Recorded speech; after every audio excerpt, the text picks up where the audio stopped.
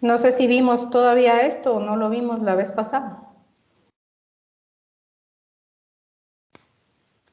Alguien que se recuerde. Sí lo vimos, doctora. Ok, vimos las zonas de West, esto sí, o aquí fue donde ya nos quedamos. No, fíjese que creo que sí lo terminamos de ver todo. No creo porque Ah, ya sé, después del cuadrito blanco. aquí, Sí, ahí Cabal. terminamos. aquí terminamos. Ah, ok, perfecto, gracias. Bueno, entonces vamos a empezar aquí con lo que sigue. Muy bien, entonces si vimos cuáles son los factores que regulan el flujo sanguíneo, hoy vamos a terminar de ver este tema y vamos a ver cuál es esto, qué es este asunto del cociente ventilación-perfusión, ¿verdad?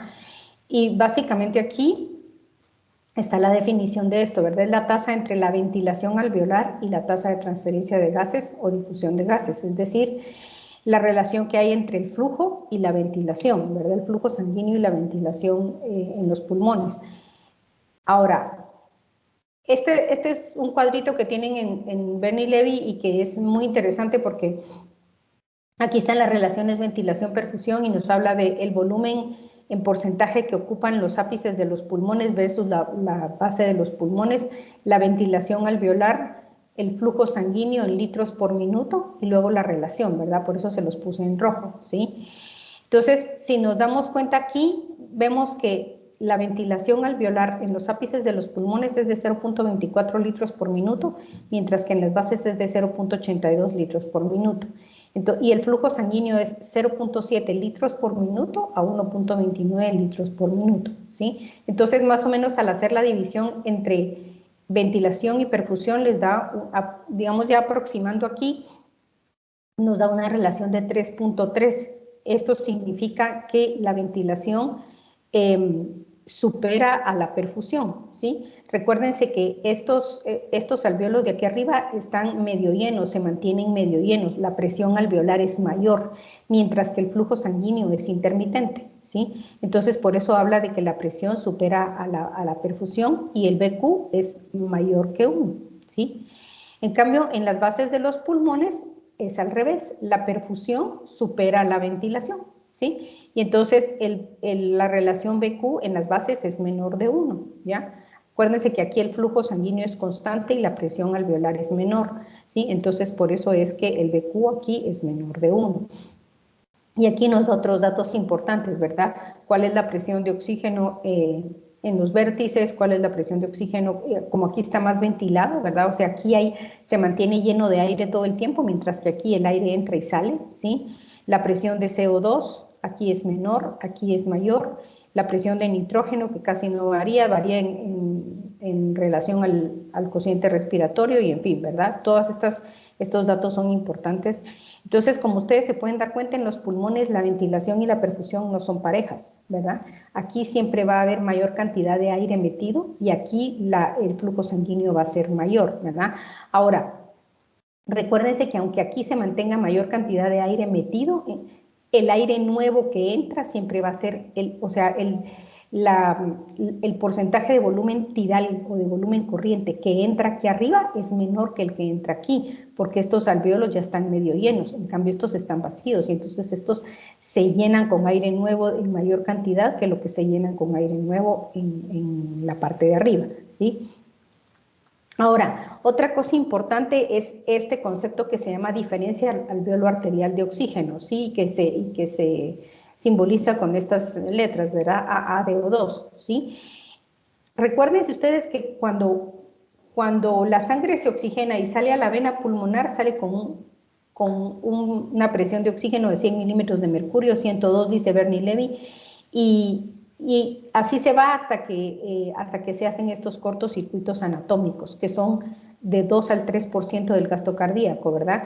Las venas de Tevesio, las venas bronquiales y las venas mediastinales que drenan la sangre desoxigenada a la vena pulmonar o al ventrículo izquierdo en el caso de las venas de Tevesio, pero es un pequeño porcentaje del gasto cardíaco lo que hace cortocircuito.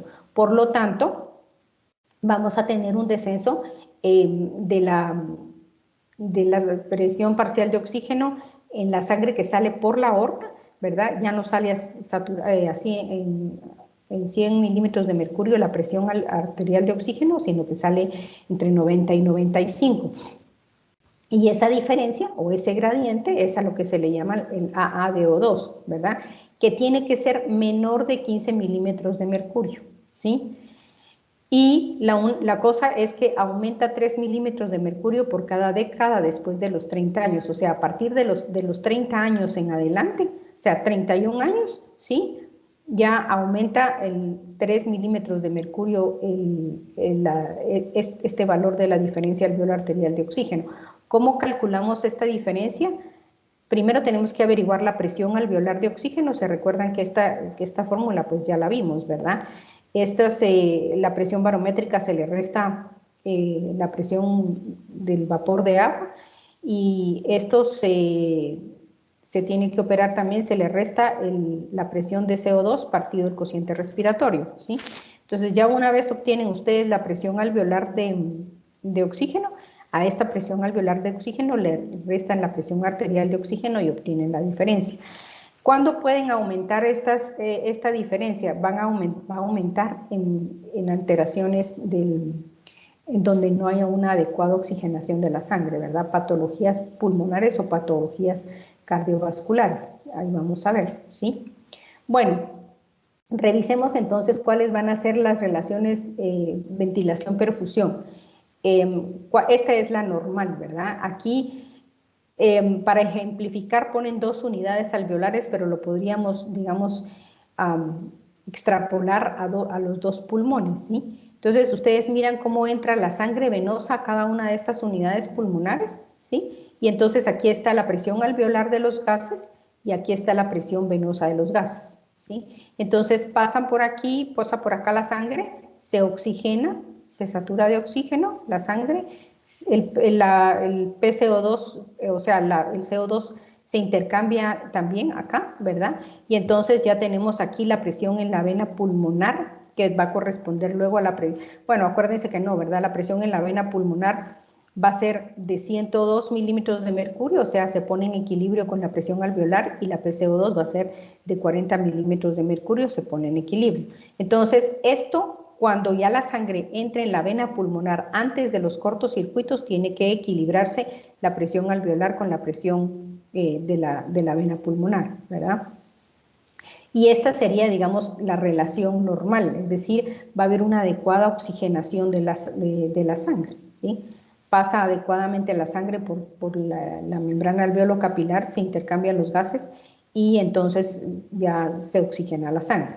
Ahora, ¿qué pasa si hay un cortocircuito anatómico, pero ya cuando hablamos de un cortocircuito anatómico ya estamos hablando, por ejemplo, de una cardiopatía, ¿verdad?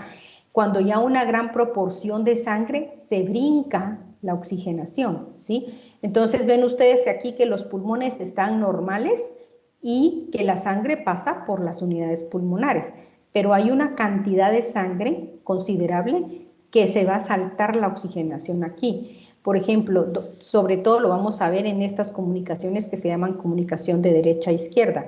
¿Qué cardiopatías cianógenas pueden presentar esto?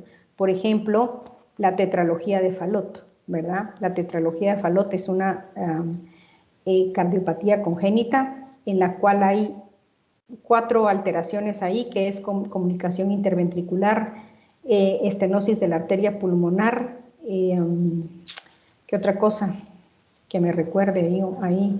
Hipertensión, hipertrofia del ventrículo derecho, y hay otra que no me acuerdo. Pero el punto es que hay 4 anormalidades, y lo que pasa aquí es que hay un paso de sangre desde el ventrículo derecho hasta el ventrículo izquierdo, ¿sí? Sin pasar por los pulmones. Entonces, esta gran cantidad de sangre desoxigenada se mezcla con la cantidad de sangre que sí pasa por los pulmones, pero ustedes miren esta presión de sangre en la vena pulmonar, 60 milímetros de mercurio, ¿sí? Esto ya entra en el grado de hipoxia, ¿verdad? Mientras que la presión parcial de CO2 más o menos se queda lo mismo, ¿sí? Entonces, esto ya es una anormalidad que va a hacer que la gente presente, los niños que presentan estas anormalidades, ¿verdad? Tetralogía de Fallot. Y el otro que me recuerdo es transposición de grandes vasos, ¿verdad? También puede haber cuando hay una comunicación interventricular con una estenosis pulmonar o una hipertrofia del ventrículo derecho. También puede haber una cardiopatía cianógena, una comunicación, ¿verdad? Un cortocircuito, que también les llaman shunts. Y entonces lo que está pasando aquí es que una gran cantidad de sangre venosa se está mezclando con la sangre que proviene de la arteria pulmonar, y entonces el paciente está cianótico porque tiene bajas cantidades de oxígeno y pues mantiene sus cantidades de CO2. Luego, cuando ya se mezcla con la sangre, con los cortocircuitos anatómicos normales, esto sube, ¿verdad? Entonces el paciente se mantiene cianótico, ¿sí? Y en la transposición de grandes vasos, pues eso es peor, ¿verdad? Porque la sangre del ventrículo derecho pasa directamente a la aorta y la del ventrículo izquierdo pasa a la vena pulmonar y está dando vueltas en la arteria pulmonar oxigenándose siempre, mientras que la sangre que va sistémica nunca se oxigena. Se vuelven dos circuitos separados en lugar de ser dos circuitos en serie, ¿sí? Entonces, pues este es un cortocircuito anatómico. ¿Alguna duda? Pero ya patológico, ¿verdad? No como los cortocircuitos anatómicos normales que son pues una pequeña parte del gasto cardíaco. ¿Alguna duda aquí? Doctora, perdón. Uh-huh. Me quedaron claros los cortocircuitos anatómicos, pero el normal, por decirlo así, es el que no comprendí. El normal. Este. Me hice un poquito, sí, me complicó un poquito. ¿Y qué es específicamente es lo que no entiende de aquí? Las presiones de los gases. Sí, cabal. Es que usted decía que venía con 102, pero al final terminaba con 102 también, por ejemplo. Entonces me confundí un poquito. Sí, porque aquí, acuérdese que una vez la sangre pasa a través de la red alveolo capilar, los gases empiezan a intercambiar y alcanzan el equilibrio, ¿sí? Es decir, el oxígeno se va a equilibrar, la sangre que sale de los capilares hacia la vena pulmonar va a estar en equilibrio con la presión alveolar de oxígeno, y la CO2 también va a estar en equilibrio, ¿sí? Acuérdese que la difusión se produce mientras se mantenga un gradiente. Cuando el gradiente se pierde, es decir, cuando ya no hay difusión neta, entonces el oxígeno y el CO2 siempre van a estar en equilibrio, ¿sí? Lo que pasa es que Bernie Levy pone 102 aquí, pero podrían ser 100, supóngase.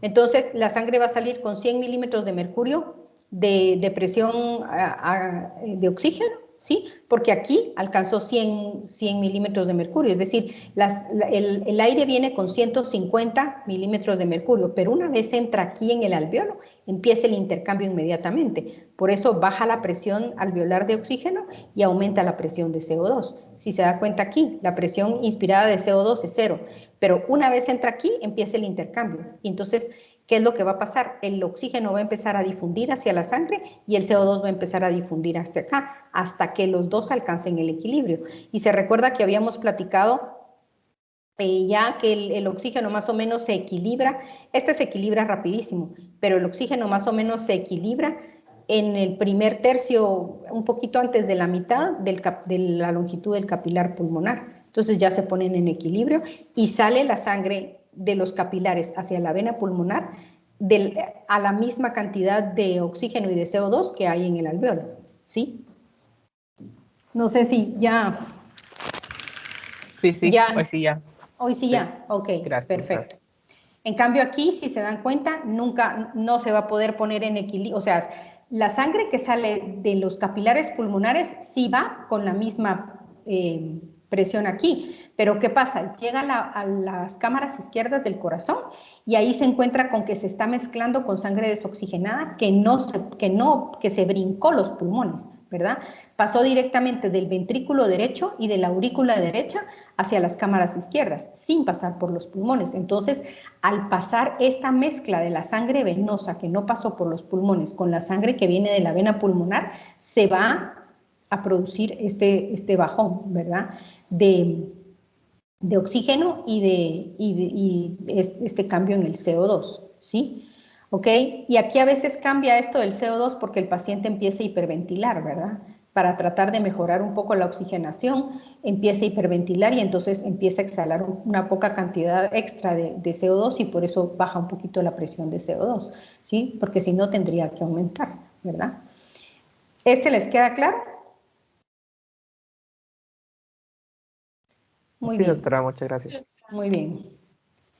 Vale, ahora hay otro, este no lo mencionan no precisamente en Bernie Levy, pero no como espacio muerto alveolar, ¿verdad? Pero hay otra normalidad BQ en la cual el problema es el flujo sanguíneo, ¿sí? Están las dos unidades pulmonares ventilando adecuadamente, ¿sí? Entra la presión de oxígeno del aire inspirado en 150, ¿sí? Y aquí tiene que bajar, ¿verdad? En esta tendría que bajar y ponerse así, entre 102 y 40, porque el flujo sanguíneo es adecuado para esta unidad pulmonar.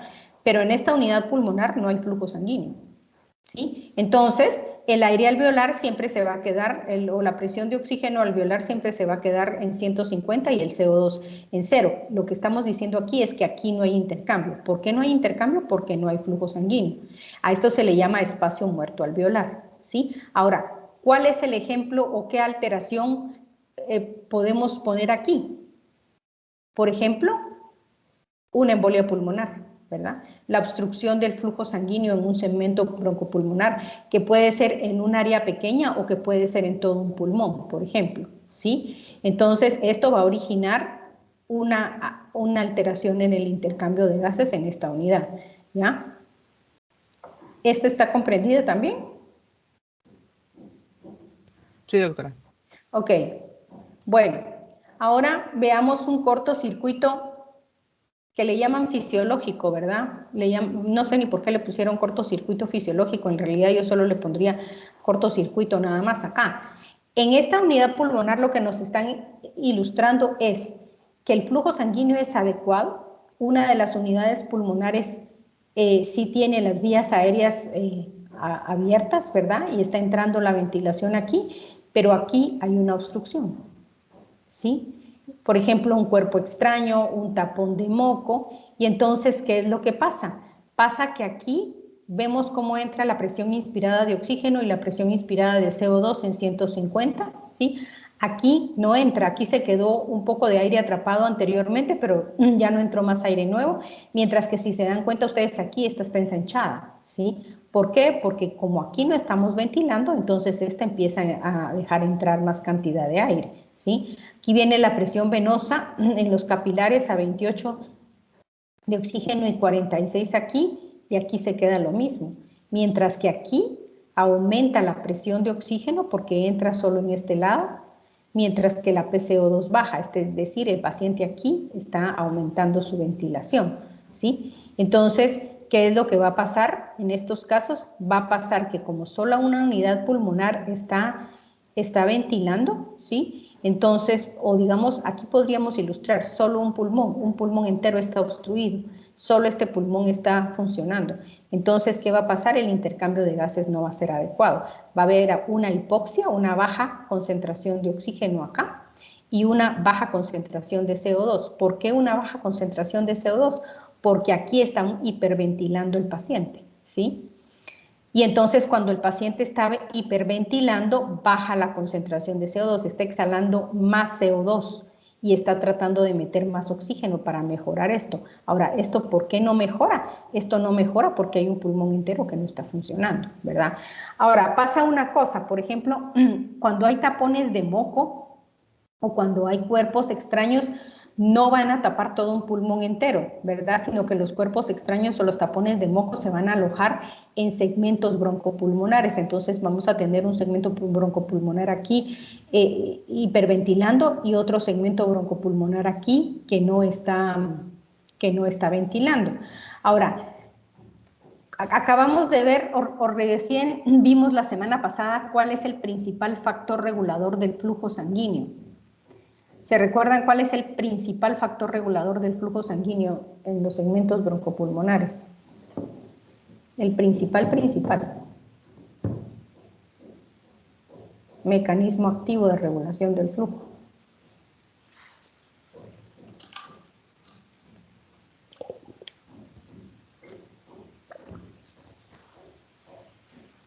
los mecanismos pasivos.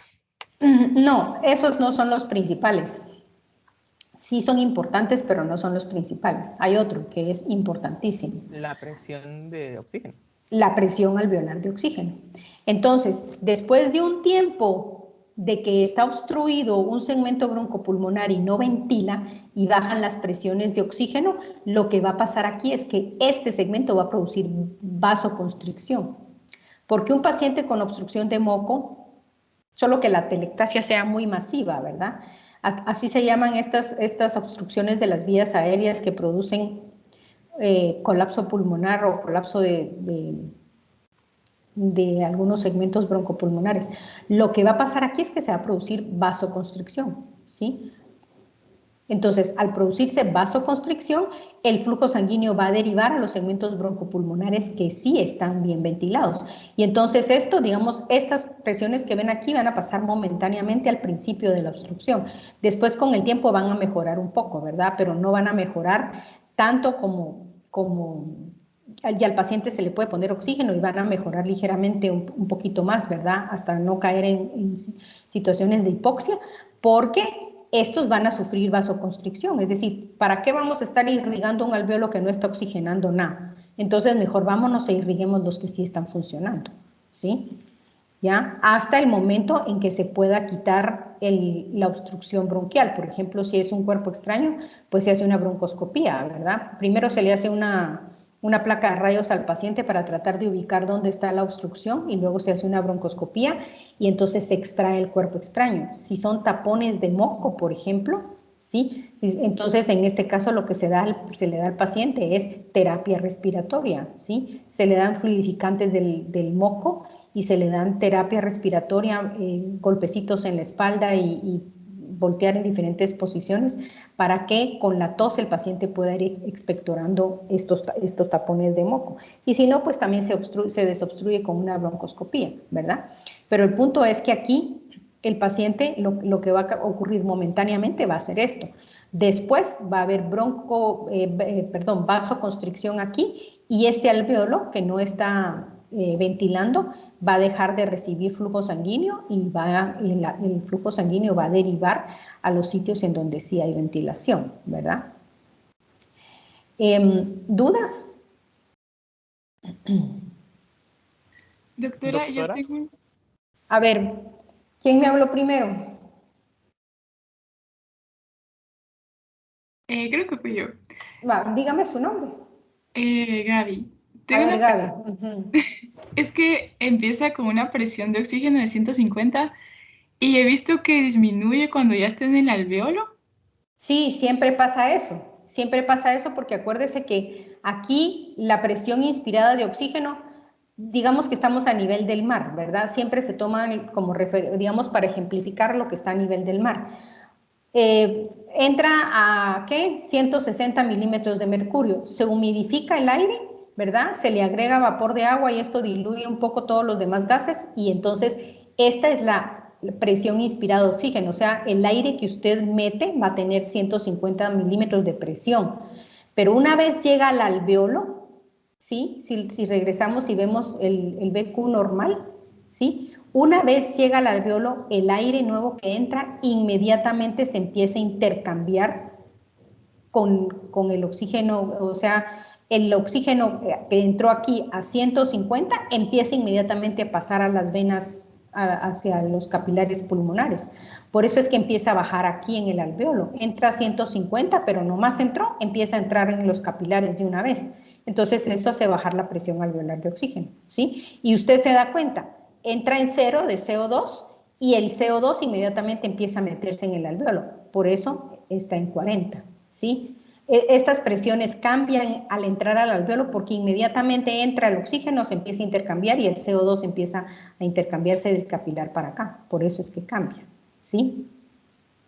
¿Ahora sí entendió, Gaby?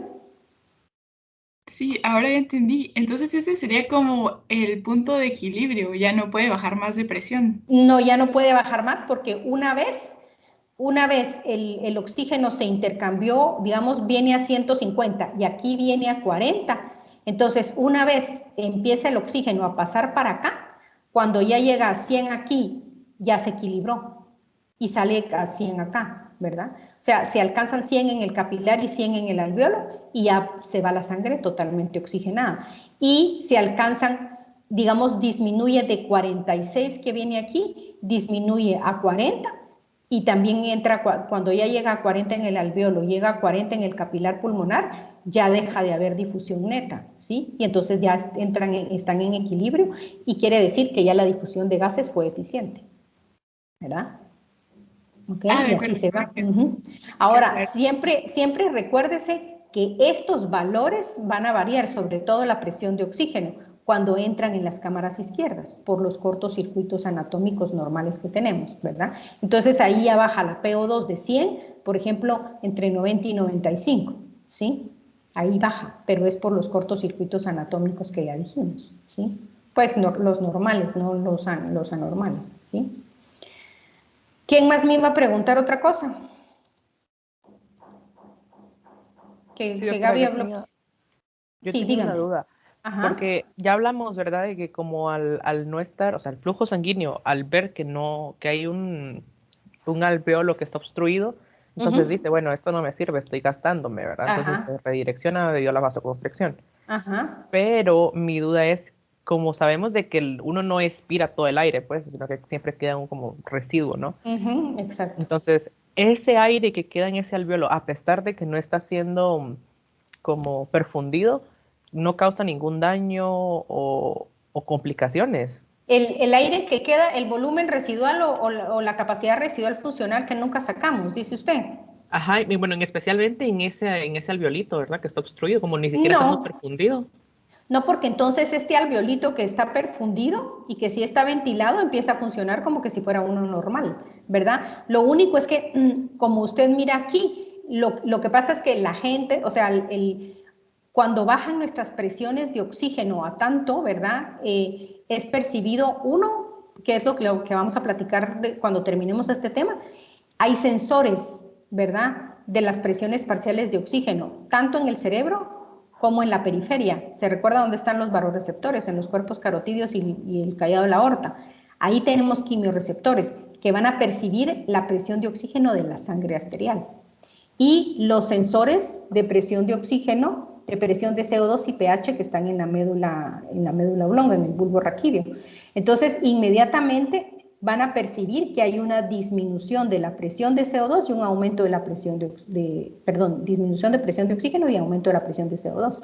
Entonces, ¿qué van a hacer? Van a estimular los centros respiratorios para que empecemos a hiperventilar, a respirar más rápido y más profundo. ¿Con qué fin? Con el fin de tratar de meter más oxígeno y ventilar más estos alvéolos y sacar el CO2 que tenemos en exceso. ¿Sí? Entonces, van a funcionar igual, solo que con el estímulo de aumento de la ventilación, ¿verdad? Sí, pues entonces es como que el mismo, la médula oblonga tratan como que de intentar equilibrar nuevamente todo a pesar del bloqueo, ¿verdad? Y Exactamente, por eso así se es. engrosa el alveolito. Por eso se engrosa la vía aérea aquí. Esto lo que está diciendo es que estamos hiperventilando, estamos metiendo más cantidad de aire, ¿verdad? Porque aquí hay una obstrucción y no está ventilando bien.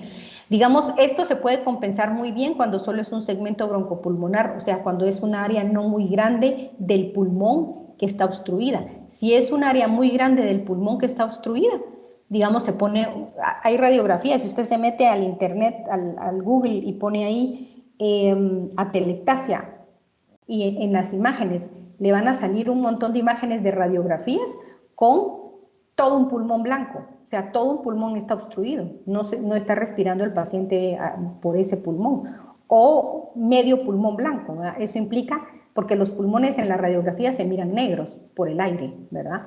Pues no, ahí están totalmente blancos. ¿Qué quiere decir esto? Que hay una obstrucción y entonces básicamente todos los alvéolos ahí están colapsados, están cerrados y no está entrando aire ahí porque hay una obstrucción severa, ¿verdad? Y esto puede pasar en neumonías extensas, ¿verdad? En cuerpos extraños solo que sean muy grandes, ¿verdad? Pero generalmente son digamos, los niños son los que suelen hacer esas cosas de meterse canicas o centavos o qué sé yo, frijolitos, no sé, ¿verdad? Se meten cosas y en lugar de tragárselas y que se vaya al tracto digestivo, ¿Qué pasa la mayoría de las veces? Algunas veces las aspiran y se van hacia un segmento broncopulmonar. O sea, un bronquio de pequeño calibre ahí se tapa y entonces deja de ventilar. Cuando es una cosa así, no vamos a entrar nunca en hipoxia, ¿verdad?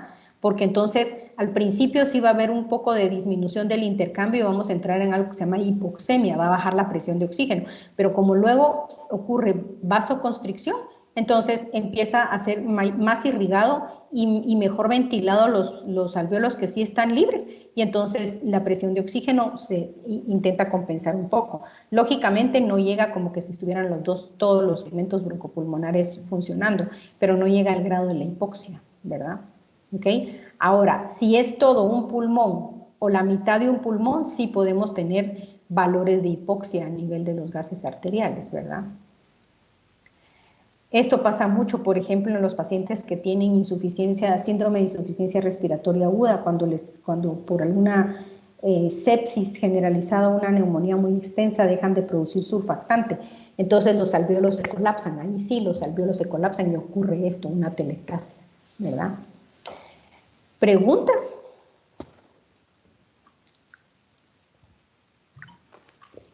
Muy bien. Ahora vamos a ver otro ejemplo que se llama desajuste ventilación-perfusión. Aquí, si ustedes se pueden dar cuenta, lo que pasa con el desajuste ventilación-perfusión es que aquí, en este segmento broncopulmonar, vamos a tener estrecha la vía aérea, no va a estar obstruida, pero va a estar muy estrecha, va a haber una broncoconstricción aquí, ¿verdad?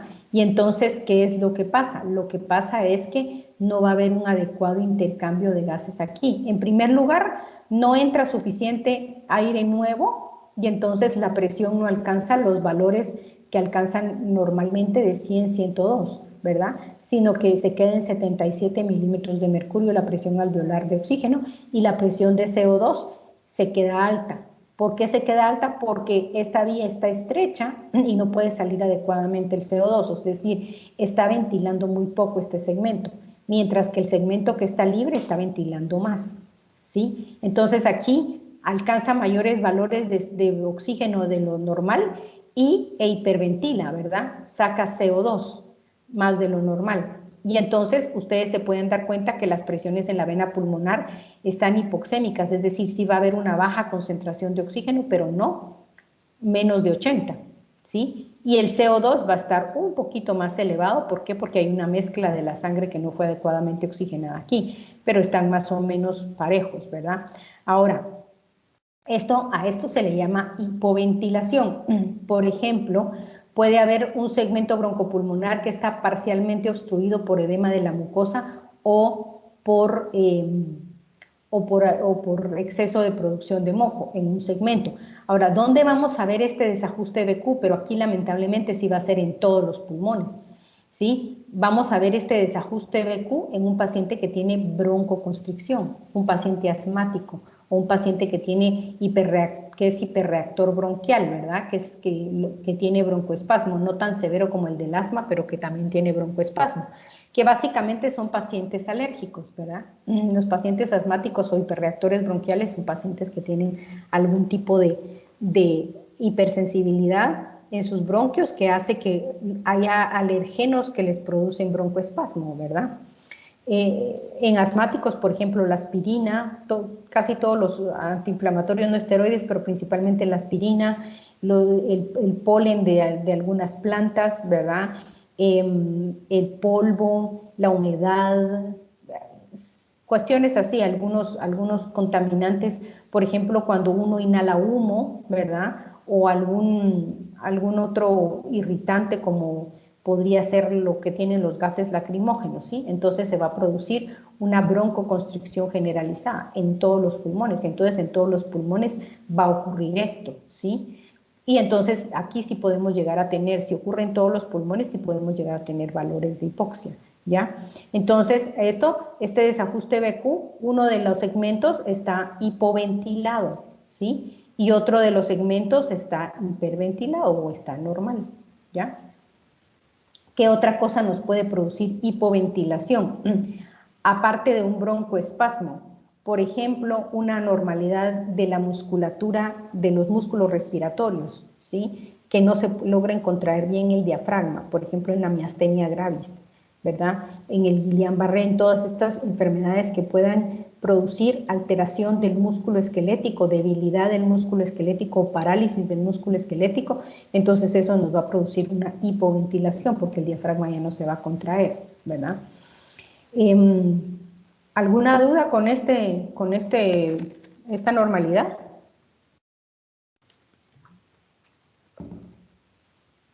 Otra cosa que nos produce hipoventilación son drogas que afecten el centro respiratorio, ¿verdad? Que depriman el centro respiratorio. Bueno, entonces aquí ya vamos a hablar de las alteraciones de los gases arteriales, ¿sí? Que son todas estas que vemos aquí: hipoxia, hipoxemia, empezando por hipoxemia, después hipoxia, alcalosis respiratoria, hipercapnia, hipocapnia o acidosis respiratoria. Todas esas son alteraciones de los gases. Cuando hablamos de hipoxemia, estamos hablando de una disminución de la presión arterial de oxígeno por debajo de los límites normales para la edad, ¿verdad? Pero digamos, el rango tiene que ser menor de 80 milímetros de mercurio, ¿sí? Ya hablamos de hipoxemia cuando el valor de oxígeno en sangre está de 80 o menos de 80, ¿sí? Eso es hipoxemia, ¿ya? Y el rango mínimo son 60, ¿ya? ¿Qué es lo que nos va a producir hipoxemia? La hipoxemia se puede producir por hipoventilación, que es lo que acabamos de ver, ¿verdad? Una disminución de la entrada de aire, que puede ser por broncoespasmo, por alteración del centro respiratorio, ¿verdad? Drogas depresoras, alteraciones de los músculos respiratorios. Y entonces esto nos va a producir un desequilibrio BQ, o cuando hay alteraciones de la difusión, por ejemplo, un edema pulmonar, una fibrosis pulmonar, ¿verdad? Que engrosan la membrana respiratoria y eso altera la difusión, o hacer ejercicio a grandes alturas, eso va a alterar la difusión de los gases, ¿sí?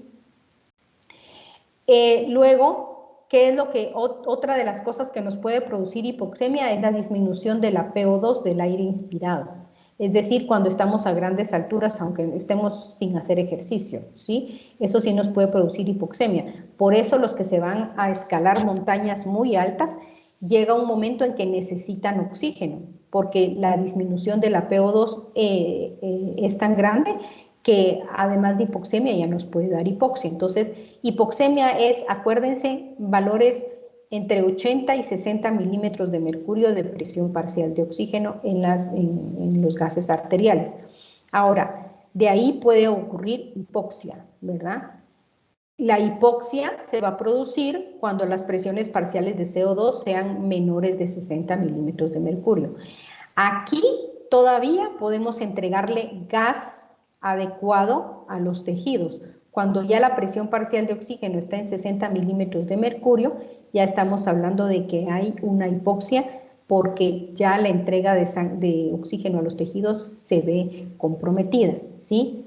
Que es lo que dice aquí, ¿verdad? Ya hay incapacidad de los tejidos de alcanzar, de utilizar el oxígeno, ¿verdad?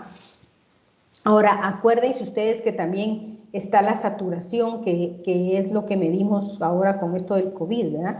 Cuando un paciente tiene 90 milímetros de 90% de saturación de oxígeno, ya tenemos 60 de presión parcial, ¿sí? Entonces, por eso es que ya está comprometido el paciente ahí, ¿ok? ¿Cuáles pueden ser las causas de la hipoxia? Puede ser hipoperfusión, es decir, baja irrigación sanguínea. Esto implica disminución del gasto cardíaco. ¿Y en qué situaciones podemos tener hipoperfusión? Por ejemplo, en una hemorragia severa, ¿verdad? Por ejemplo, en una embolia pulmonar masiva, ¿sí? Ahí ya no hay aporte adecuado de irrigación sanguínea, tanto en la hemorragia como en la embolia pulmonar masiva, ¿verdad? Ya no hay adecuada irrigación sanguínea en los pulmones. Por transporte de oxígeno alterado, por ejemplo, con la intoxicación de monóxido de carbono, ¿sí? Con un broncoespasmo o un asma, como que lo que nos van a dar es desequilibrio PQ, por cortocircuitos de derecha a izquierda y por alteraciones del intercambio gaseoso, ¿verdad? Por ejemplo, con las alteraciones de la difusión, o disminución de la presión alveolar de O2 por hipoventilación. Entonces, las mismas cosas que nos van a causar hipoxemia nos van a causar hipoxia. Lo que pasa es que aquí ya es más severo. Con la hipoxemia va a ser menos severo, pero cuando la situación se agrava, entonces ya podemos entrar en hipoxia, ¿verdad?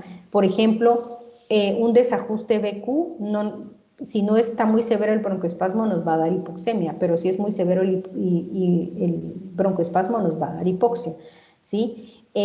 Una telectasia, si no es muy masiva, nos puede dar hipoxemia, pero si es masiva y todo un pulmón está comprometido con una telectasia, vamos a tener hipoxia, ¿sí? Entonces, las mismas cosas que nos dan hipoxemia nos pueden dar hipoxia, solo que en un grado más severo que de compromiso de la oxigenación, ¿sí?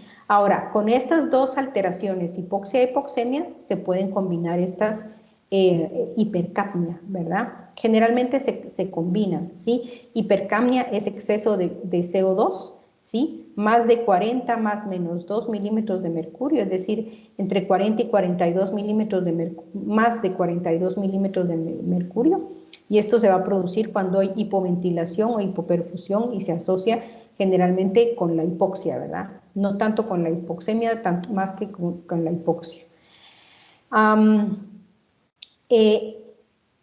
La hipoxemia, la hipoxia, sobre todo la hipoxia y la hipercapnia nos van a dar acidosis respiratoria, ¿sí? ¿Ok? Por hipoventilación, entonces aumenta la concentración de CO2, disminuye la concentración de oxígeno y esto nos va a dar una acidosis, ¿sí? Respiratoria. Ahora, hay otras dos alteraciones que son la alcalosis respiratoria, esto se produce cuando hay hiperventilación, y la hipocapnia, que estas dos van juntas. La hiperventilación nos va a dar hipocapnia y por lo tanto alcalosis respiratoria, ¿sí? ¿Alguna duda aquí?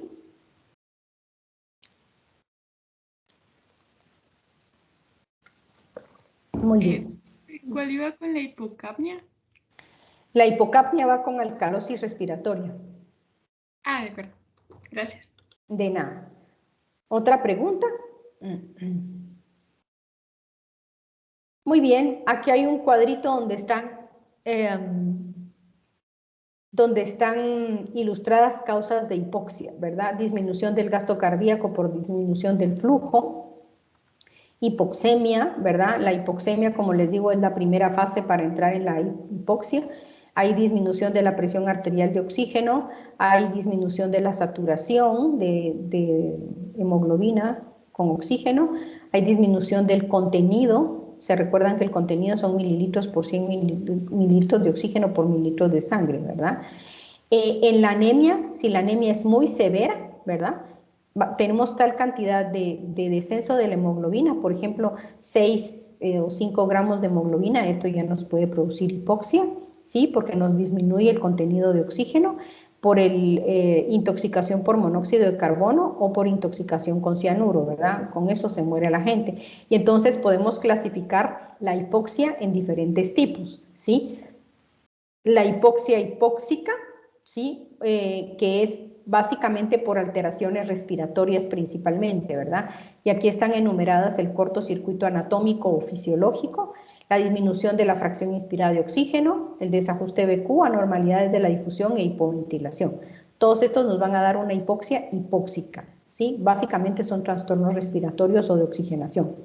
La hipoxia anémica por disminución de la hemoglobina, por una hemoglobina anormal, por ejemplo, en la enfermedad de células falciformes, ¿sí? Que la hemoglobina, la estructura de la hemoglobina es diferente y entonces esto puede alterar el transporte de oxígeno, la afinidad del oxígeno por la hemoglobina, o por interferencia de la captación de oxígeno, que es la intoxicación por monóxido de carbono. Está la hipoxia por hipoperfusión, o también se le llama hipoxia circulatoria, ¿verdad? Disminución del flujo sanguíneo o del gasto cardíaco, aquí es hemorragia, disminución de entrega de oxígeno a los tejidos por una trombosis o embolia. Y la hipoxia histotóxica es cuando los tejidos no pueden utilizar el oxígeno, y aquí está intoxicación por cianuro, por ejemplo, ¿verdad? El cianuro interfiere con la cadena respiratoria en la mitocondria y no se puede utilizar el oxígeno, por eso es que la gente se muere cuando ingiere cianuro, ¿verdad? ¿Preguntas?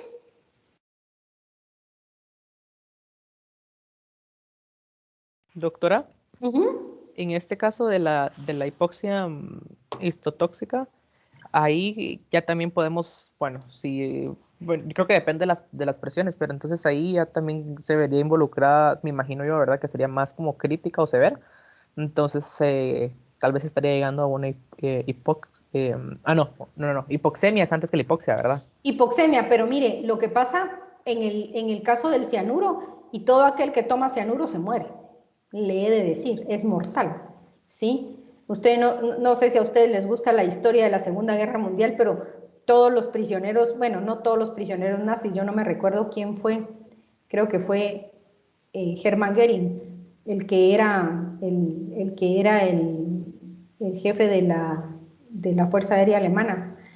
Ese se intoxicó, se suicidó intoxicándose con cianuro, les daban unas cápsulas con cianuro que las mordían y entonces ingerían eso e inmediatamente era absorbido por la sangre y se metía dentro de las mitocondrias y no permitía que, o sea, el pulmón estaba funcionando bien, había buena circulación, pero literalmente el oxígeno no podía entrar, no puede entrar a la mitocondria y ser utilizado para la producción de ATP. Entonces la persona muere en minutos, ¿sí? La gente se muere intoxicada por cianuro. Que yo, hasta donde yo sé, no hay quien pueda salir de una intoxicación por cianuro. ¿Verdad? Hay otras, habrán otros venenos, pero este es el más, tal vez el que más mencionan, ¿sí? Pero ahí es básicamente por eso, porque literalmente el cianuro bloquea la entrada del oxígeno, bloquea en la mitocondria la utilización del oxígeno en la cadena respiratoria, en la cadena de electrones, es la cosa, ¿verdad? No sé si ya vieron eso en bioquímica, ustedes, todo lo del metabolismo para la producción de ATP en el ciclo de Krebs y todas esas cosas. Todavía no, doctora, pero ya Todavía, casi. bueno, cuando lo miren, ahí van a entender dónde es que se produce la intoxicación por cianuro, ¿sí? Hasta una novela de Agatha Christie hay que se llama Cianuro Espumoso porque la asesina le ponía cianuro a las botellas, a las copas de champán y entonces ahí mataba a la gente, ¿verdad? Bueno, otra pregunta.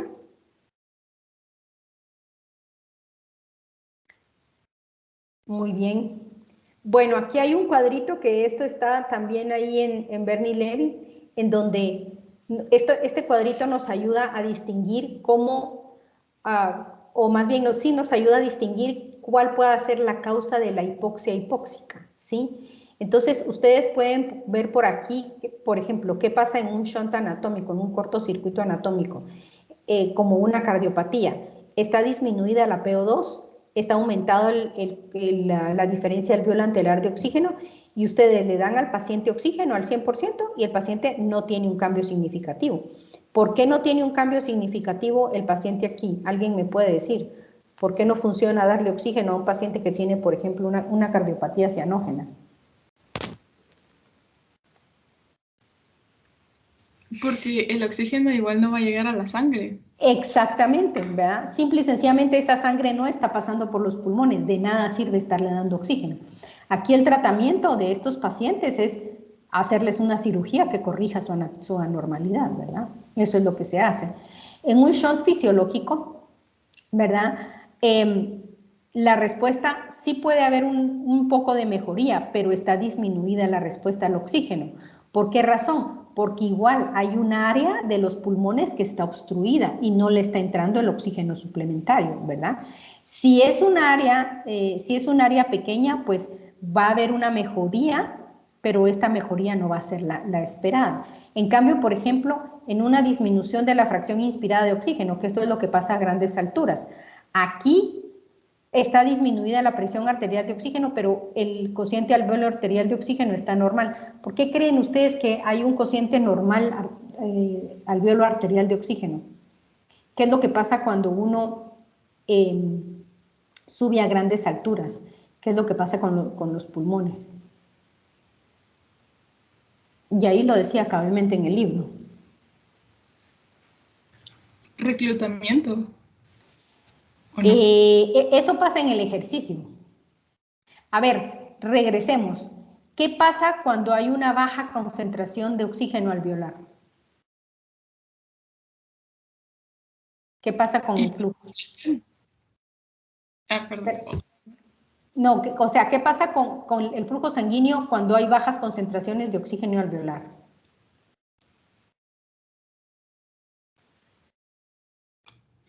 Aumenta. No, disminuye. Acuérdese que hay vasoconstricción. Si un alveolo no está bien ventilado, se produce vasoconstricción. El problema en grandes alturas es que todos los pulmones tienen bajas concentraciones de oxígeno, ¿sí? Si usted se va al Everest, creo que son, estaba en algún lado leyó, creo que en Constanzo dice que cuando uno se va al Everest, la presión inspirada de oxígeno son 47 milímetros de mercurio, ¿verdad? Eso no le alcanza a los pulmones para nada. Entonces, ¿qué va a haber ahí? Vasoconstricción. Se van a vasoconstreñir todos los vasitos que alimentan los capilares pulmonares, ¿sí? Entonces, la diferencia alveolo arterial de oxígeno, aunque el oxígeno esté bajo, ¿sí? En el alveolo también va a estar bajo en las arterias, porque el intercambio va a ser muy deficiente. Entonces, si hacemos la operación con la fórmula de la diferencia alveolar arterial de oxígeno, va a estar normal, ¿verdad? El problema es que todos los pulmones están siendo hipooxigenados. Hay una hipoventilación porque la fracción que estamos inhalando de oxígeno es baja. Entonces, aquí sí sirve darle oxígeno al paciente, que de hecho ese es el tratamiento de la hipoventilación en grandes alturas, ¿verdad? Los montañistas reciben oxígeno y mejoran, ¿verdad? Doctora, Sí, dígame. perdón, esto de como la disminución de la fracción inspirada de oxígeno también tiene que ver con, obviamente, como está respirando menos oxígeno, y usted nos ha enseñado y nos explicó que la presión del oxígeno, la presión alveolar de oxígeno es la que influye en el flujo sanguíneo. Entonces, por lo tanto, si hay menos oxígeno inhalado, obviamente creo que va a haber menos flujo, o no sería también así. Sí, exacto, así es, hay menor flujo porque se produce vasoconstricción. Entonces, todas las arteriolitas que están mandando sangre para los capilares pulmonares se cierran, ¿verdad? Porque es lo que le digo, ahí hay sensores que interpretan, ¿verdad? Bueno, hay bajas concentraciones de oxígeno, ¿para qué voy a desperdiciar el flujo sanguíneo donde no hay buena oxigenación? Pero ¿y qué tal si usted está en el Tíbet, ¿verdad? Ya en las montañas Himalaya, pues ahí todos los alvéolos van a estar desoxigenados. Entonces se va a producir vasoconstricción. Por eso es que también se produce edema pulmonar en estos pacientes, porque aumenta mucho la filtración capilar, ¿verdad? Debido a la filtración en otros capilares que no son los que están rodeando los alvéolos, porque aumenta la presión a nivel, la resistencia a nivel de los vasos pulmonares, y esto incrementa la filtración y produce edema pulmonar, ¿sí? Entonces, ahí ese es el problema. Por eso es que, ¿cuál es el tratamiento de la hipoventilación en grandes alturas? Oxígeno, ¿verdad? Oxígeno, ¿sí? En bajas relaciones ventilación-perfusión, también el oxígeno aumenta, ¿verdad? En difusiones o sea, en todo puede haber una mejoría con el oxígeno, ¿sí? Pero en donde nunca va usted a encontrar mejoría con el oxígeno va a ser en un cortocircuito anatómico, o sea, las cardiopatías congénitas cianógenas de balde que les pongan oxígeno a los pacientes. Aquí les ponen oxígeno en los shunts fisiológicos y mejoran un poquito, pero no mejoran como uno esperaría, ¿verdad? Porque ahí lo que hay que hacer es quitar la obstrucción. En una telectasia lo que hay que hacer es desobstruir las partes obstruidas, ¿verdad? Ese es el tratamiento. Entonces, esto nos puede ayudar a ver cuándo es un shunt, darle oxígeno al paciente, y cuándo es un shunt. Y si no hay una mejoría de la presión parcial de oxígeno, esto quiere decir que lo que tenemos es un cortocircuito, no ni nada de esto que tenemos aquí, ¿verdad? ¿Ok? ¿Preguntas? Doctora, ¿el COVID qué es lo que causa? ¿Cuál sería El COVID lo que nos da es un shunt fisiológico, atelectasias y anormalidades de la difusión, ¿verdad? Por eso es que no responde muy bien a la ventilación el COVID, porque lo que produce al final es atelectasis. Entonces, no hay una mejoría del paciente solo si está muy comprometido el pulmón, ¿verdad? No hay una mejoría importante. Necesitan un alto flujo de oxígeno, o sea, mucha cantidad de oxígeno, a muchos litros por minuto para poder generar, y luego cuando los ventilan con presión positiva, ¿verdad? Esto quiere decir que meten el aire a la fuerza para tratar con mucha presión, para tratar de mantener los alvéolos expandidos, o si no utilizan, sí, presión positiva al final de la expiración, se llama eso que utilizan, ¿verdad? Para evitar que al momento de la expiración el paciente colapse nuevamente los pulmones, ¿verdad? Entonces ahí lo que vamos a tener son difusiones de anormalidades de la difusión, y luego cuando se agrave el paciente ya tiene shunt fisiológicos, ¿verdad? Eso es lo que hay ahí. Gracias. De nada. ¿Otra pregunta? Doctora, perdón, es que a ver, me surgió otra duda.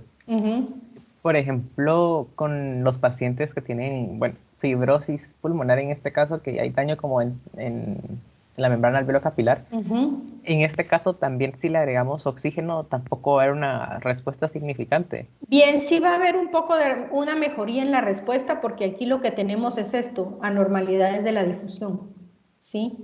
Está engrosada la membrana respiratoria, y entonces en la mayoría de alvéolos, entonces muchos de estos alvéolos no están oxigenando bien porque hay difusiones de la normalidad. Entonces si usted les pone oxígeno, esto mejora, ¿sí? Ahí sí mejora el oxígeno, la oxigenación, la PaO2. Ahí sí. Perfecto, gracias. De nada. ¿Otra pregunta? Muy bien. Terminamos aquí entonces, jóvenes. Vamos a empezar con el otro tema. Si ya se dieron cuenta, les quité el contenido de tracto gastrointestinal para esta semana. Entonces, esta semana solo vamos a terminar todo lo que es respiración, y ya vamos a empezar con tracto gastrointestinal después de que regresemos del receso, ¿verdad? Así que ya no tienen que estudiar eso para el corto. Gracias. Bueno, de nada. Si es que si no, sigo jalando cosas atrasadas y así no se puede. Bueno, vamos a empezar con este tema, que es el control de la respiración y las funciones integradas del sistema respiratorio, ¿sí?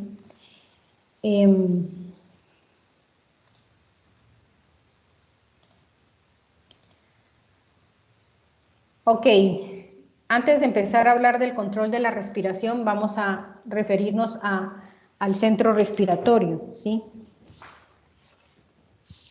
El centro respiratorio va a estar localizado en el tallo cerebral, en el bulbo raquídeo o médula oblonga y en la protuberancia o puente de Barolio. Ahí es donde vamos a tener los centros importantes que controlan la respiración de forma automática, ¿verdad? Ahí tenemos el grupo, en la médula oblonga vamos a tener dos grupos de neuronas que se van a encargar del control, digamos, minuto a minuto, o sea, de nuestro control automático y de respiración tranquila, ¿verdad? El grupo dorsal, que es el que controla la inspiración, y el grupo ventral, que es el que controla la expiración. Ahora, como bien mencionan en Constanzo, en realidad el grupo ventral durante la respiración tranquila no está muy activo, ¿verdad? Porque acuérdense que la expiración en la respiración tranquila es un proceso pasivo, es decir, el diafragma se relaja y los pulmones se desinflan solitos. Entonces no necesitamos activar músculos. Pero cuando ya respiramos forzadamente, ¿verdad? Cuando ya hacemos un esfuerzo inspiratorio y expiratorio, por ejemplo, cuando estamos haciendo ejercicio, entonces sí se activa el grupo ventral, ¿sí? Ahora, en el puente de Barolio vamos a encontrar dos centros. El centro neumotáxico, este se encarga de controlar el volumen corriente y la frecuencia respiratoria. Esto implica la profundidad y velocidad a la que respiramos, ¿verdad? ¿Sí? Y el centro apneústico, este básicamente también, en realidad se descubrió este centro porque cuando es estimulado lo que hace es aumentar el tiempo inspiratorio, ¿verdad? Prolonga el tiempo inspiratorio. Entonces, es muy factible, no se sabe muy bien cómo funciona, ¿verdad? Solo se dieron cuenta que si uno estimulaba el centro apnéutico, prolongaba la inspiración. Entonces, puede ser que esté activado también en momentos en que necesitamos aumentar el volumen corriente que entra, ¿verdad? Y profundizar más la entrada de aire, ¿sí? Bueno, estos dos son los centros que controlan en automático, ¿verdad? Ahora, aquí los podemos localizar, ¿sí? Este es el bulbo raquídeo, médula oblonga, y aquí tenemos la protuberancia o puente de Barolio. Entonces, aquí vemos el grupo respiratorio dorsal y el grupo respiratorio ventral. Y estos dos van a estar influidos por el centro neumotáxico y por el centro apnéustico, ¿ya? Si se dan cuenta, aquí el grupo respiratorio dorsal va a recibir aferencias, ¿sí? Del vago y del glosofaringeo, principalmente. Entonces, recibe información de sensores, ¿verdad? Por ejemplo, sensores de presión parcial de oxígeno o sensores también de estiramiento en las vías aéreas que llegan al grupo respiratorio dorsal. Y entonces estos van a estimular o inhibir, dependiendo cuál sea el caso, la frecuencia respiratoria, o sea, el que estas neuronas disparen potenciales de acción. Ahora, el grupo respiratorio dorsal va a lanzar eferencias hacia el diafragma, por ejemplo, ¿verdad? Y cuando son respiraciones forzadas, pues a otros músculos involucrados en la inspiración, como los intercostales externos, ¿sí? Y los escalenos y el esternocleidomastoideo, etc. Ahora, el centro neumotáxico, ¿verdad? Puede influir y disminuyendo el disparo del grupo respiratorio dorsal y el centro apnéutico, estimulándolo, ¿verdad? Y aquí tenemos el grupo respiratorio ventral, que normalmente está inactivo, ¿verdad? En la respiración tranquila, y que solo se va a activar en el momento de que necesitamos forzar las expiraciones hacia los músculos intercostales internos y hacia los músculos abdominales, ¿ya? Esta diapositiva me parece importante porque aquí podemos encontrar el centro neumotáxico y el centro apnéutico y los dos grupos ventral y dorsal. Entonces, si tenemos lesiones, ¿sí? Digamos, nuestra respiración normal sería esta, ¿verdad? Tenemos el tronco encefálico intacto. Si tenemos una lesión, ¿verdad? Que desconecte la protuberancia, ¿sí?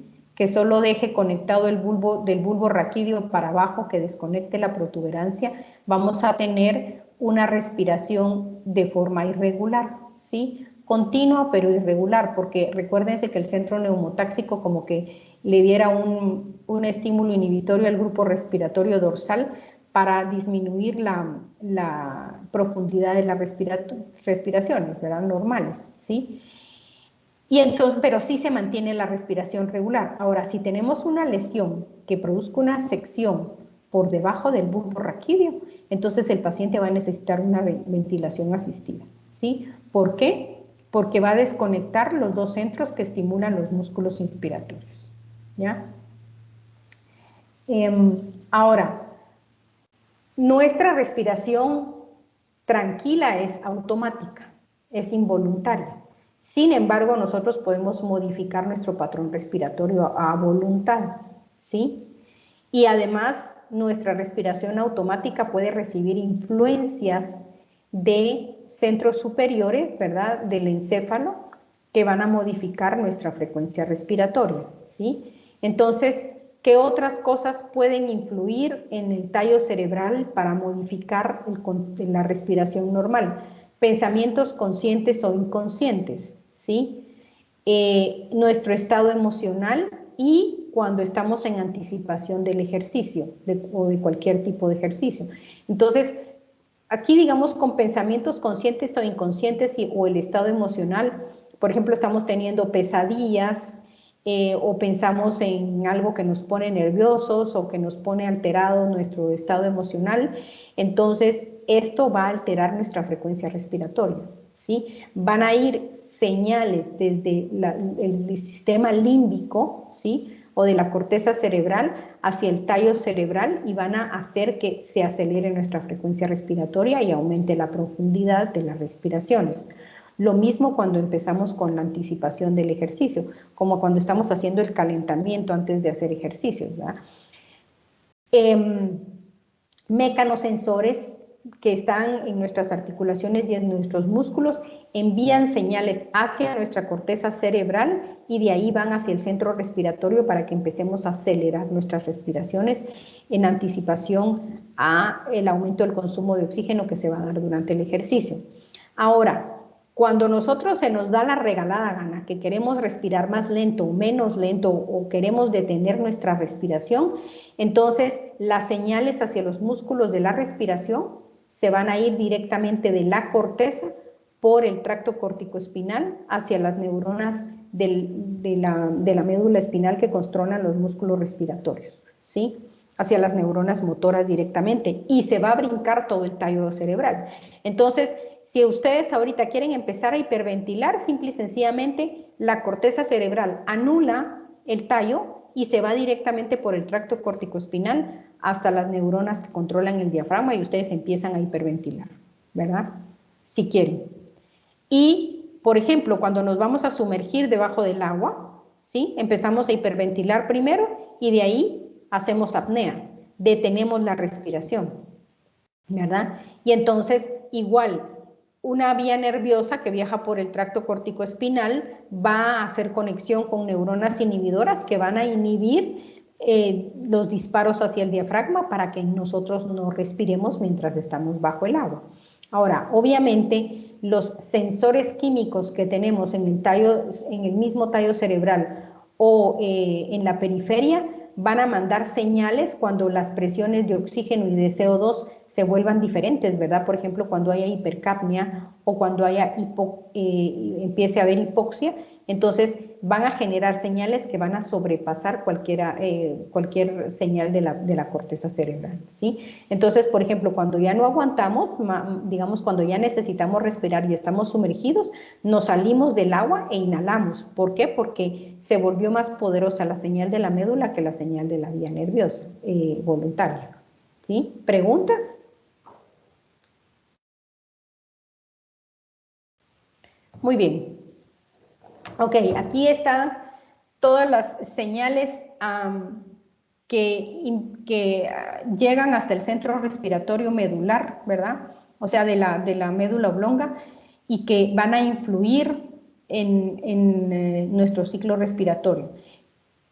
Quimiorreceptores periféricos. Estos quimiorreceptores periféricos están, como ya les dije, en el callado de la aorta y en la bifurcación de las carótidas, ¿verdad?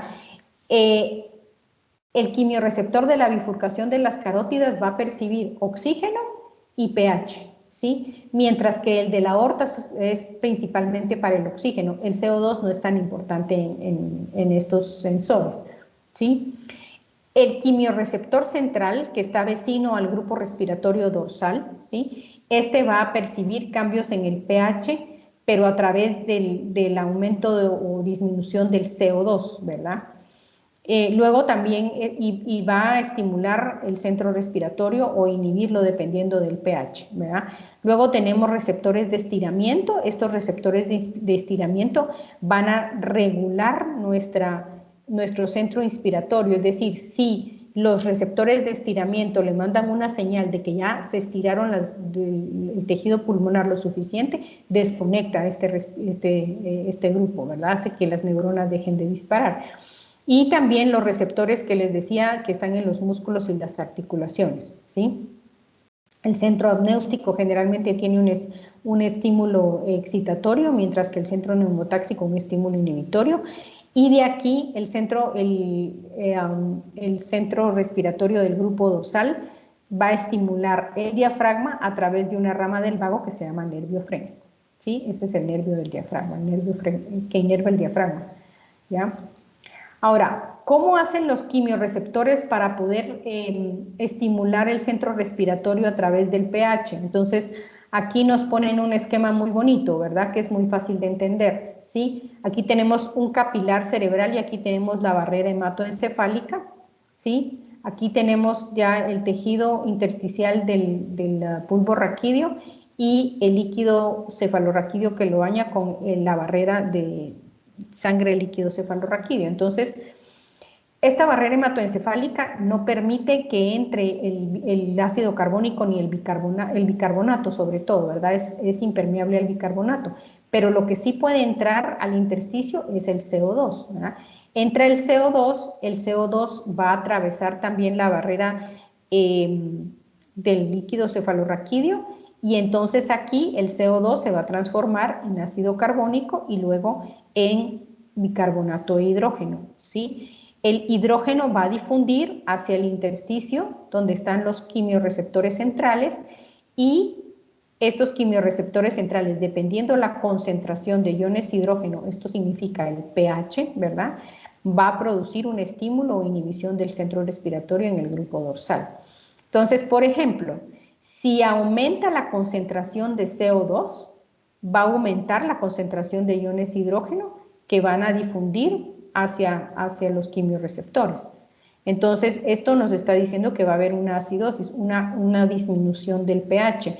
Esta disminución del pH va a estimular al grupo respiratorio dorsal para que aumente la frecuencia de las inspiraciones, ¿sí? Al revés, si disminuye la concentración de CO2, va a disminuir la concentración de iones hidrógeno. Esto quiere decir que se va a producir alcalosis.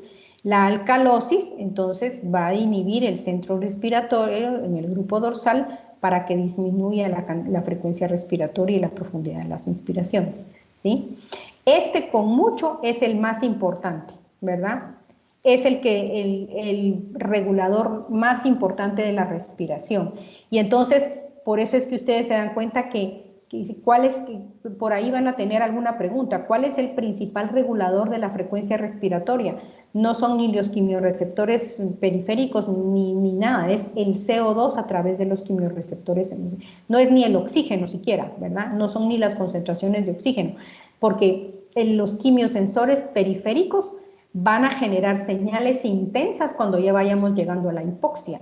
Mientras que aquí una pequeña elevación del CO2 por arriba de 42 milímetros de mercurio va a disparar un aumento de la frecuencia respiratoria inmediatamente, ¿verdad? Entonces el CO2 es el principal regulador de nuestra respiración, ¿sí? A nivel central. Como aquí tenemos otros receptores, ¿verdad? ¿Cómo influyen? Por ejemplo, receptores del dolor y estímulos emocionales que van a actuar a partir del sistema límbico, ¿verdad? El dolor nos puede hacer hiperventilar, ¿sí? Van a actuar sobre el centro respiratorio de la médula oblonga, los quimiorreceptores que ya habíamos dicho, tanto centrales como periféricos, los receptores de músculos respiratorios, los centros superiores en el caso de que nosotros querramos inhibir o estimular la frecuencia respiratoria, los receptores de estiramiento que ya hablamos y receptores de irritantes también, ¿verdad? Por eso es que, por ejemplo, inhalamos irritantes que nos van a dar tos. ¿Cómo iniciamos la tos? Haciendo una inspiración profunda para poder expulsar de golpe y forzadamente el aire y tratar de sacar irritantes y cuerpos extraños que se nos hayan ido en las vías aéreas, ¿verdad? Los receptores de irritantes también van a influir forzando inspiración y expiración, ¿verdad? Este reflejo de Hering-Breuer es el que generan los receptores de estiramiento de las vías aéreas, ¿sí? Cuando nosotros inspiramos, ¿sí?, insuflamos los pulmones y estimulamos los receptores de estiramiento. Entonces, estos receptores de estiramiento le mandan una señal al centro respiratorio inhibiendo la descarga de potenciales de acción del grupo respiratorio dorsal. Entonces, deja el grupo respiratorio dorsal de enviar potenciales de acción y esto inhibe la contracción del diafragma, ¿verdad? O sea, hace que el diafragma se relaje. Entonces, se produce la expiración. Cuando los pulmones se colapsan, bueno, se cierran o se desinflan, más que se colapsan, ¿verdad? Se desinflan los pulmones, esto también va a generar una serie de disparos de los receptores de estiramiento que ya no están estirados y entonces van a mandar señal al grupo respiratorio dorsal, ¿sí? Para que se empiecen a producir potenciales de acción y estimulen el nervio frénico y así, ¿verdad? Lo mismo cuando hacemos una inspiración forzada y una expiración forzada, solo que en el caso de las expiraciones forzadas, pues lo que hacen es estimular el centro expiratorio y aquí, ¿verdad? Para que haya un vaciamiento forzado hasta el volumen residual y de ahí, cuando ya se desinflaron suficientemente los pulmones, pues entonces inhibir el centro expiratorio y estimular nuevamente el grupo respiratorio dorsal. A esto se le llama reflejo de Hering-Breuer, ¿sí? ¿Preguntas?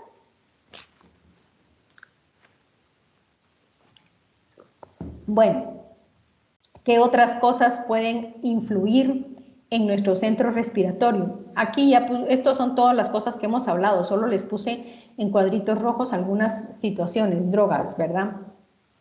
Los halogenados narcóticos, o sea, drogas narcóticas, benzodiazepinas, fenotiazinas, barbitúricos, todos estos son depresores del sistema nervioso central. Entonces, miren a nivel de dónde actúan. Actúan inhibiendo los quimiosensores que tenemos tanto en la médula como en los cuerpos carotídeos e inhiben la formación reticular, que es el sitio.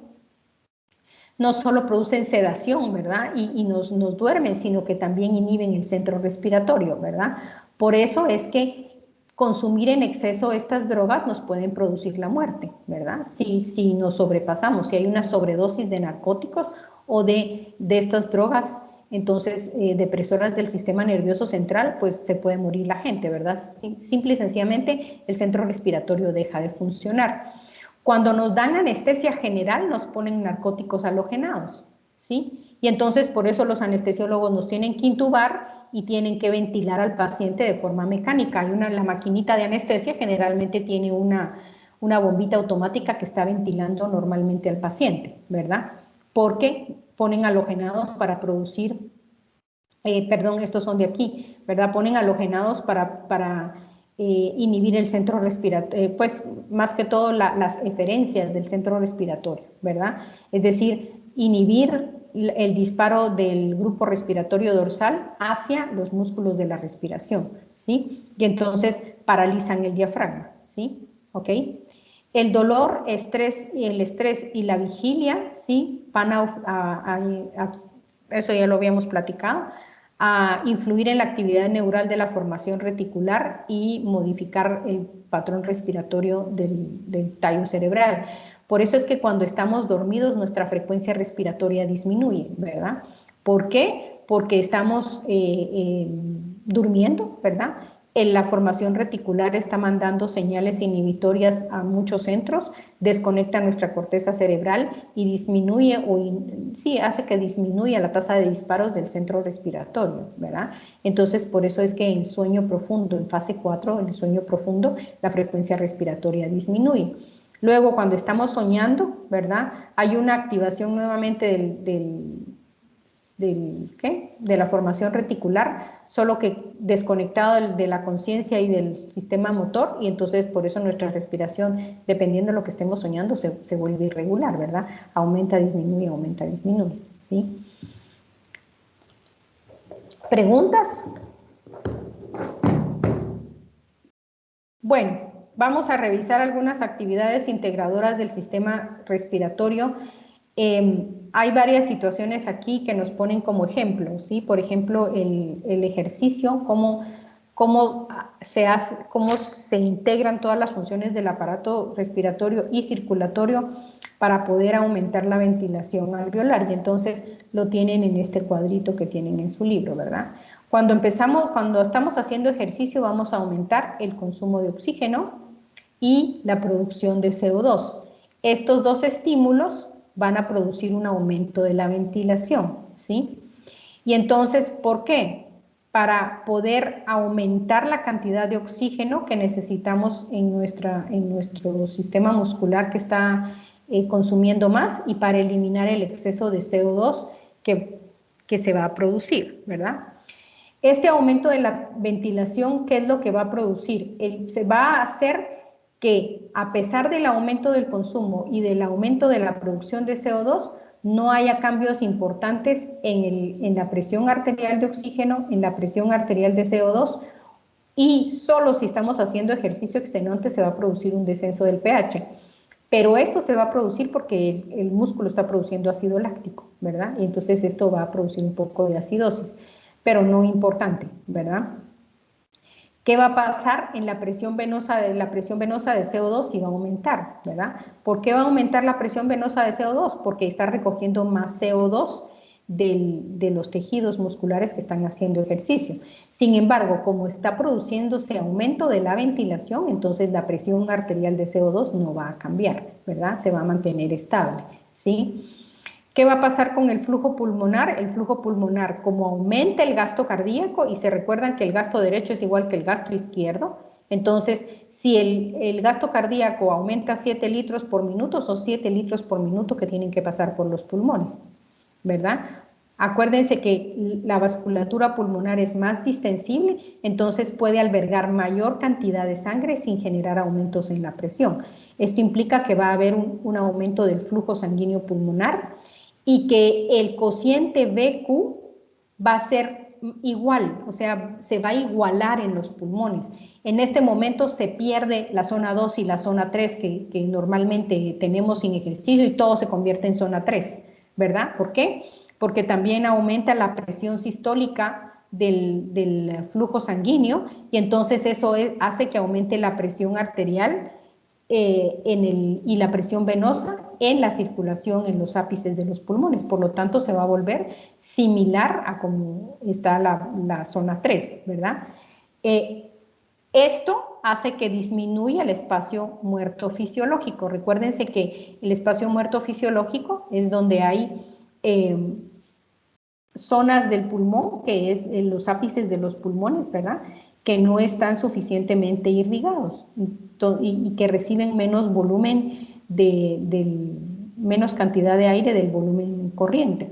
Entonces, esto disminuye, ¿verdad? Todo se irriga adecuadamente, todo se ventila adecuadamente y entonces el espacio muerto fisiológico disminuye. ¿Qué pasa con la curva de la disociación de la hemoglobina? ¿Sí? Se produce un desplazamiento hacia la derecha. ¿Por qué? Porque aumenta la producción de CO2. ¿Por qué? Porque aumenta la temperatura, ¿sí? Entonces, esto hace que disminuya la afinidad por el oxígeno y que la hemoglobina descargue más fácilmente en los tejidos. Además, en los tejidos también hay acidosis, ¿verdad? Entonces, eso hace que la hemoglobina pueda soltar más fácilmente la sangre en los tejidos, ¿sí? Y en esta tablita están todos los cambios de los que acabamos de hablar, ¿sí? ¿Alguna pregunta?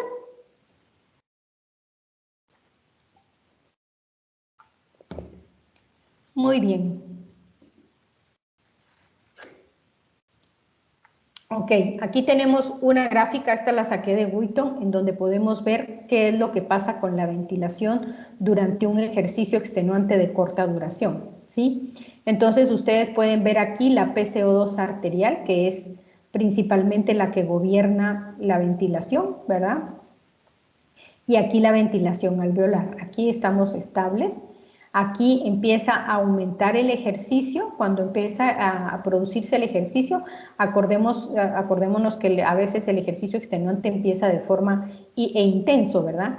De corta duración, empieza con una fase anaerobia, ¿verdad? El músculo empieza a producir CO2 que lo libera a la sangre, ¿sí? Y entonces se empieza a producir aumento de la PCO2. Este aumento de la PCO2, vean ustedes cómo aumenta la ventilación alveolar, ¿sí? Y entonces, al aumentar la ventilación alveolar, ¿sí? Lo que está pasando es que la PCO2 empieza a disminuir. Perdón, aquí era disminución. ¿Por qué disminuye la PCO2 aquí? Porque aumenta la ventilación, entonces se empieza a producir una especie como de hipocapnia, ¿verdad?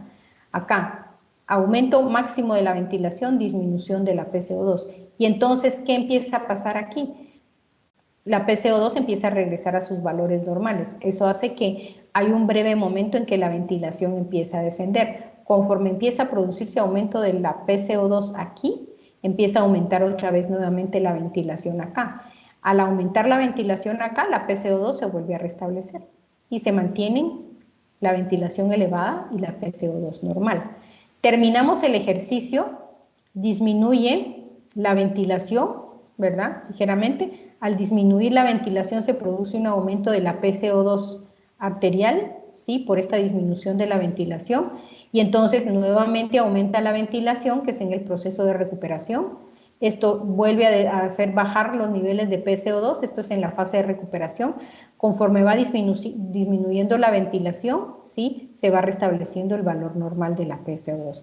Esto es lo que pasa con el ejercicio corto, de corta duración e intenso, ¿verdad? Por eso es que no aguantamos mucho un ejercicio intenso mucho tiempo, ¿verdad? Pero esto es lo que ocurre, por ejemplo, levantamiento de pesas, 100 metros planos, carrera de 100 metros planos, esto es lo que produce estos cambios acá, ¿verdad? Aumenta la ventilación, se produce descenso de la PCO2, luego este descenso de la PCO2 disminuye el estímulo de la ventilación momentáneamente, luego empieza a acumularse otra vez el CO2, aumenta la ventilación y luego se restablecen valores altos de ventilación para mantener la PCO2 en 40, ¿sí? Y luego la fase de recuperación, ¿ok? Bueno, preguntas acerca del ejercicio. Si no, lo dejamos aquí y terminamos de ver las funciones integradoras en la próxima clase junto con las funciones no respiratorias del pulmón. ¿Alguna duda, chicos?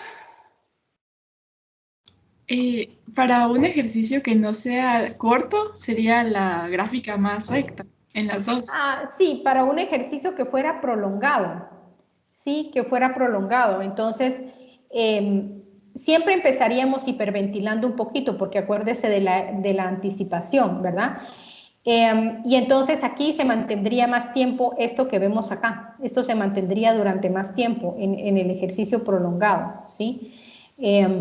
Esta parte de aquí, ¿verdad? Se mantendría durante más tiempo. Ahora, con el ejercicio prolongado ocurre una cosa, este ejercicio prolongado no va a tener estas fases tan pronunciadas aquí también, ¿verdad? Sino que acuérdese que generalmente el ejercicio prolongado empieza uno calentando y después, antes de terminar el ejercicio prolongado, uno va bajando la intensidad del ejercicio, ¿sí? Para que esta subida de la PCO2 no sea tan importante aquí. Ahora, ¿por qué nos quedamos hiperventilando durante un tiempo? Primero, porque tenemos que sacar todo este CO2 que se sigue produciendo en el músculo, ¿verdad? Acuérdense que aunque dejemos de hacer el ejercicio, el músculo todavía está medio activo produciendo CO2, pero principalmente nos quedamos hiperventilando por la deuda de oxígeno, ¿verdad? Como empezamos en fase anaerobia a trabajar, ¿verdad? Aquí no tenemos la curva de oxígeno, pero normalmente empezamos a trabajar, aun cuando hacemos antes calentamiento, empezamos a trabajar al músculo en fase anaerobia. Entonces esto lo que nos deja es una deuda de oxígeno. Tenemos que seguir hiperventilando para mandarle ese oxígeno que le debemos al músculo y que él no utilizó durante la primera fase del ejercicio. Entonces ya cuando el músculo está totalmente oxigenado, desciende el gasto cardíaco e incluso ya desciende nuestra frecuencia respiratoria, ¿verdad? Y estos tiempos de recuperación mejoran todavía, o sea, son más rápidos en pacientes, en personas acondicionadas físicamente, ¿sí? Que en personas que no son acondicionadas físicamente, ¿sí? ¿Otra pregunta? Gracias. De nada. Muy bien, chicos, entonces lo vamos a dejar aquí y terminamos en la próxima clase ya solo con la parte final de este tema que ya es poquito y con el tema siguiente que son las funciones no respiratorias del pulmón, ¿sí?